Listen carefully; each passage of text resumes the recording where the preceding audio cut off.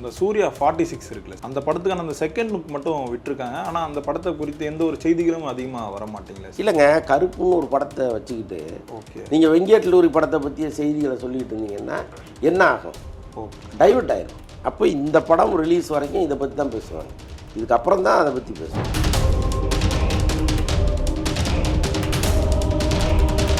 இந்த கூலி படம் மிகப்பெரிய ஒரு எதிர்பார்ப்பை வந்து ஏற்படுத்திருக்கு சார். இப்போ லோகேஷ் கனகராஜ் கொடுக்குற ஒவ்வொரு இன்டர்வியூமே அது ஒரு பெரிய ஹைப்பாக தான் மாறிட்டே இருக்குது. இப்போ இந்த கூலி படம் வந்து லோகேஷ் கனகராஜ் இன்னொரு வெற்றி படமாக மாறுமா, இல்லை டிவைடடாக மாறுறதுக்கான வாய்ப்பு இருக்குது? இல்லை, வெற்றி தோல்வியை பற்றி ஒரு படம் வருவதற்கு முன்னாடி சொல்ல முடியாது. நம்ம எல்லாமே யூகிப்பது தான். இப்போ கருப்பு படத்தை பற்றி நம்ம சொல்கிறோம் நல்லாயிருக்கு, இட்லி கடையை பற்றி சொல்கிறோம் நல்லா இருக்குன்னு, எல்லாமே வந்த பிறகு தான் தெரியும். ஆனால் நம்ம இப்போ கேள்விப்படுவது, இப்போ எப்போவுமே ஒரு படத்தை நீங்கள் மூடி வச்சுருக்கவே முடியாது.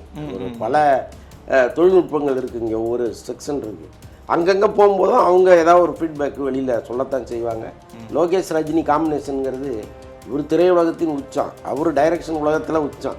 இப்போ இவங்க ரெண்டு பேருமே சேரும்பொழுது அந்த படம் ஆட்டோமேட்டிக்காகவே வேற ஒரு தளத்தில் இருக்குங்கிற மாதிரி தான் எல்லோரும் பார்க்குறாங்க.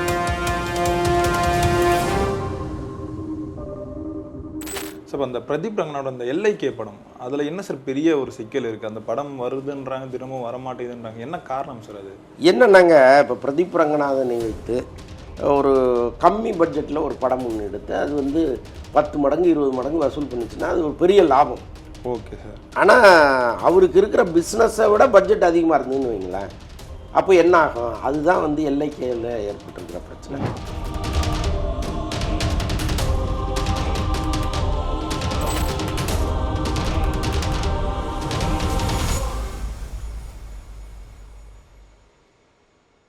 சார் வணக்கம் சார். வணக்கம். எப்படி சார் இருக்கீங்க? சிறப்பாக இருக்கேன். இப்போ சமீபத்தில் இந்த சூர்யா சாரோட பர்த்டே வந்து போச்சு சார். ஒரு பக்கம் வந்து கோவில், இன்னொரு பக்கம் வந்து இந்த ரசிகர்களை சந்திக்கிறது, அப்புறம் கோவாவில் பார்ட்டி, இதெல்லாம் போயிட்டுருக்கு.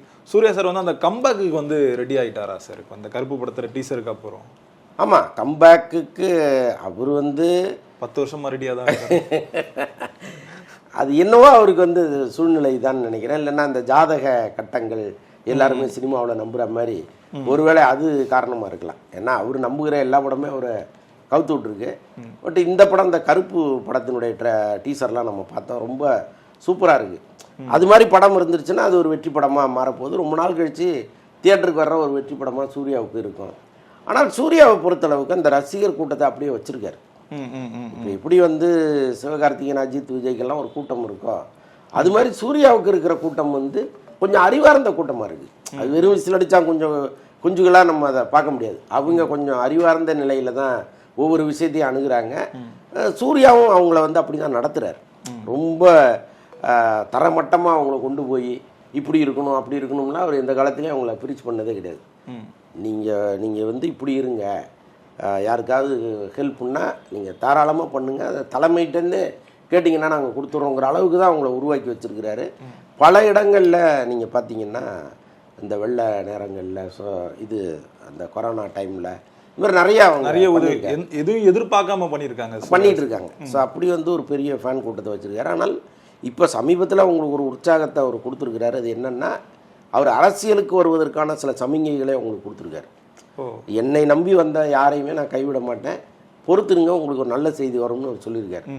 அந்த நல்ல செய்தி வேற என்னவா இருக்க போகுது? இதுவாக தானே இருக்கும். ஸோ அதனால் வந்து அவருக்கு டவுன்ஃபால் இருக்கலாம், பட் அது ஒரே அடியாக பர்மனெண்ட்டாக இருக்கும்னு நான் நம்பல.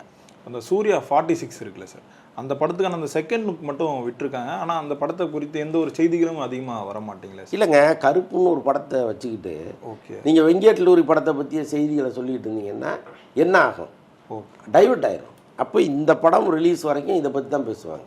இதுக்கப்புறம் தான் அதை பற்றி பேசுவாங்க. இல்லை, இந்த கருப்புன்ற படம் ரிலீஸ் ஆகுதுல ஒரு பெரிய சிக்கல் இருக்குன்னு சொல்லியிருக்கீங்க. என்ன சிக்கல் இருக்குது அதில்? தீபாவளிக்கு வருதா சொல்லியிருந்தீங்க, அது தள்ளி போகிறதுக்கான வாய்ப்பு இருக்குது. இல்லை, அது வந்து இந்த டிஜிட்டல் பிஸ்னஸ் இல்லாததுனால கொஞ்சம் தள்ளி போகலாம் அப்படிங்கிற மாதிரி சொல்கிறாங்க. அதே நேரத்தில் அந்த டிஜிட்டல் பிஸ்னஸ் விஷயத்தில் கேட்கும்போது என்ன சொல்கிறாங்கன்னா, கைதி 2 எங்களுக்கு சேர்த்து கொடுங்க அப்படின்னு ஓடிடி நிறுவனம் கேட்குறதுனால தான் அந்த டிஜிட்டல் பிஸ்னஸ் நடக்காமல் இருக்குது அப்படிங்கிற மாதிரிலாம் சூர்யா தரப்பில் சொல்கிறாங்க.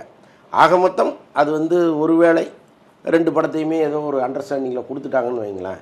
இப்போதைக்கு இவ்வளோ ஃபிக்ஸ் பண்ணுங்கள், ரிலீஸ் நேரத்தில் நம்ம எவ்வளோ செலவு பண்ணியிருக்கோன்னு பார்த்து அன்றைக்கி வேணால் அந்த ஃபிகரை மாற்றிக்கலாம் அப்படின்னு சொல்லி இறங்குறதுக்கும் வாய்ப்பு இருக்குது. பட் என்ன இருந்தாலும் இந்த நிமிஷம் வரைக்கும் ரிலீஸ் டேட்டு ஃபிக்ஸ் பண்ணல, அவ்வளோதான்.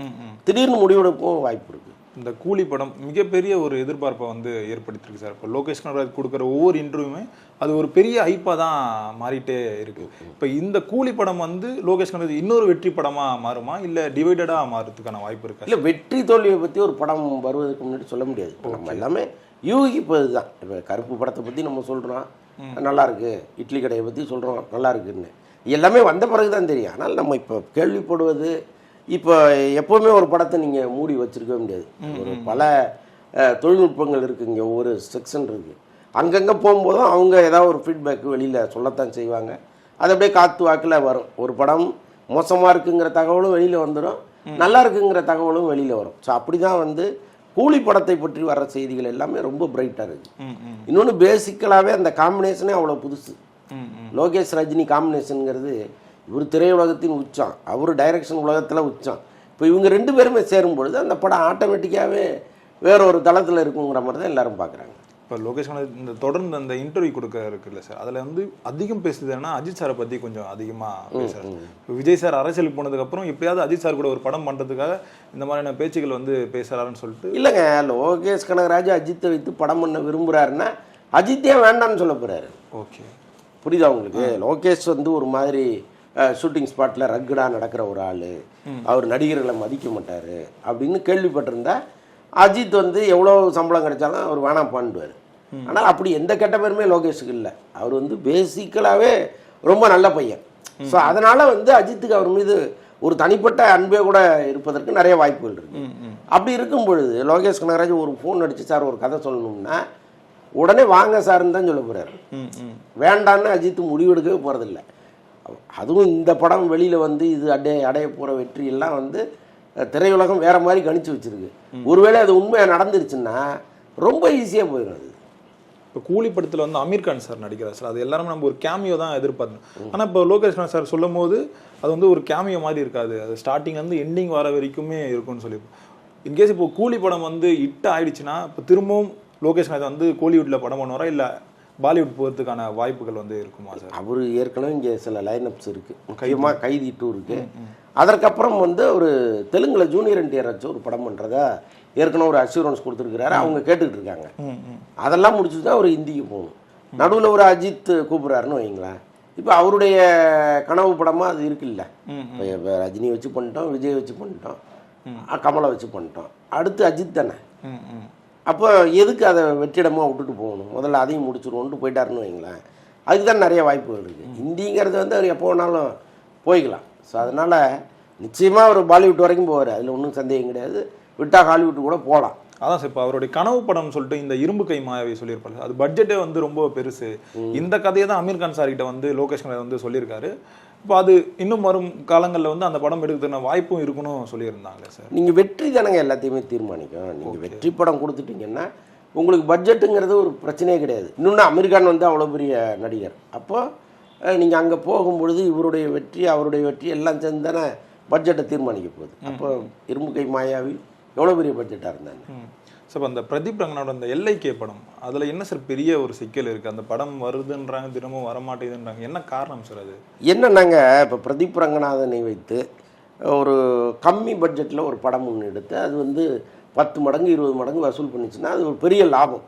Okay sir. ஆனால் அவருக்கு இருக்கிற பிஸ்னஸை விட பட்ஜெட் அதிகமாக இருந்ததுன்னு வைங்களேன், அப்போ என்ன ஆகும்? அதுதான் வந்து எல்ஐகேயில் ஏற்பட்டிருக்கிற பிரச்சனை. கிட்டத்தட்ட 120 கோடி ரூபா செலவு பண்ணி இந்த படத்தை அவங்க எடுத்துகிட்டு இருக்காங்க. அப்போ ஏற்கனவே வெற்றி பெற்ற படங்கள்லாம் ஒரு 20 கோடி 30 கோடியில் எடுக்கப்பட்ட படங்கள்.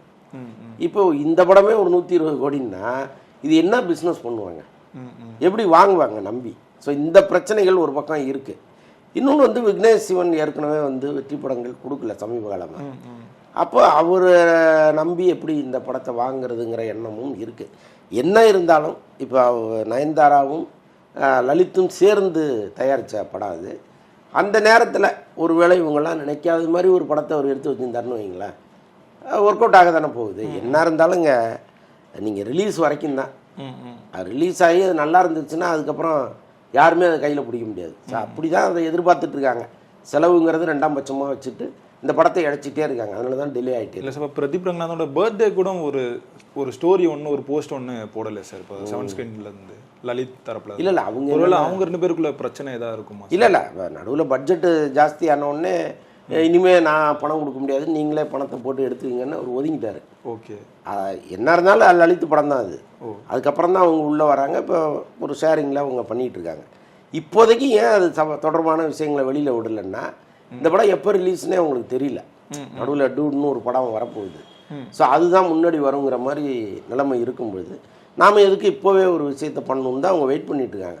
மற்றபடி டூடு வந்துட்டு போயிடுச்சுன்னா அப்புறம் அவங்க மலை இறங்கி அடிக்க தானே போகிறாங்க. அந்த டியூட் வந்து தீபாவளிக்கு ரிலீஸ் ஆகுது சார், அதுவாது கன்ஃபார்மாக இருக்குமா சார்? தெரியல. எல்லாமே இப்போ ரிலீஸை பொறுத்தளவுக்கு இங்கே ஒரு பெரிய குழப்பம் இருக்குது. யாருமே இண்டிவிஜுவலாக முடிவு எடுக்க முடியல. ஒன்று ஓடிடி நிறுவனங்கள் எடுக்குது, இன்னொன்று வந்து இங்கே இருக்கிற போட்டியை வச்சு முடிவு பண்ணுறாங்க. இது வரைக்கும் பிரதீப் ரங்கநாதன் படங்கள் வந்து தனியாக வந்துச்சு, பெரிய ஹிட் அடிச்சுது. இப்போ ஒரு தீபாவளிங்கும் போது ஒரு 2 பெரிய படம் வரும். அந்த பெரிய படத்தோட இது மோதும் பொழுது எது ஜெயிக்குது, அப்போ நாம் போய் ரிஸ்க் எடுக்கணுமாங்கிற எண்ணம்லாம் இருக்கும். ஸோ அதனால் மேக்ஸிமம் வந்து அந்த ரிலீஸுங்கிறது இதையெல்லாம் வச்சு தானே முடிவு பண்ணுறது. இப்போதைக்கு சொல்கிறாங்க வந்துருங்கிறாங்க, வருமானு தெரியல. பொறுத்து இருந்து பார்ப்போம் சார் என்ன நடக்குது. ரொம்ப நன்றிகள் சார், எங்களோட நேரம். நன்றி சார்.